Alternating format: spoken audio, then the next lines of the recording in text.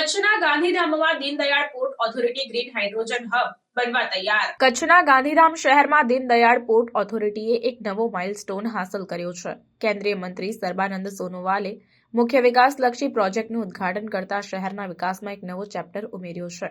આ દરમિયાન green hydrogen હબની સ્થાપના માટે પોર્ટ ઓથોરિટી દ્વારા ઉત્સાહપૂર્વક આગ્રહ રાખવામાં આવ્યો। ગાંધીધામના દીનદયાળ પોર્ટ ઓથોરિટી દ્વારા ગ્રીન હાઇડ્રોજન હબની સ્થાપના માટે અનેક આયોજન કરવામાં આવી રહ્યા છે। આ હબનું ઉદ્ઘાટન કરીને કેન્દ્રીય મંત્રીએ જણાવ્યું કે આ પ્રકારના પ્રોજેક્ટો ભારતને ગ્રીન અને સસ્ટેનેબલ ઉર્જાના ક્ષેત્રે અગ્રેસર બનાવશે। આ પ્રોજેક્ટમાંથી માલવાહકો માટે વૃદ્ધિની સંભાવના વધારે છે। ગ્રીન હાઇડ્રોજન એ નવીન અને સ્વચ્છ ઉર્જાનો સ્ત્રોત છે જે પોર્ટ સેક્ટરને આધુનિક બનાવશે। આ ઉપરાંત આસપાસના પર્યાવરણના સંરક્ષણ માટે પણ મહત્વપૂર્ણ છે।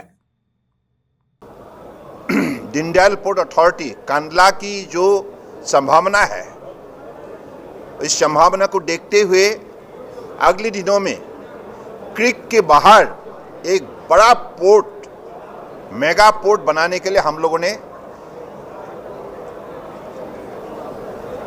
आगे बढ़ने के लिए हम लोगों ने निर्णय ली है। तो अगले दिनों में क्रीक का बाहर एक बड़ा मेगा पोर्ट कंडला में बनेगा। और साथ साथ में आप सबको मालूम है, शिप बिल्डिंग के सिलसिले में भारत दुनिया की टॉप 10 नेशन की अंदर एक स्थान पर हम अपना जगह बनाने के लिए भी लक्ष्य तय की है।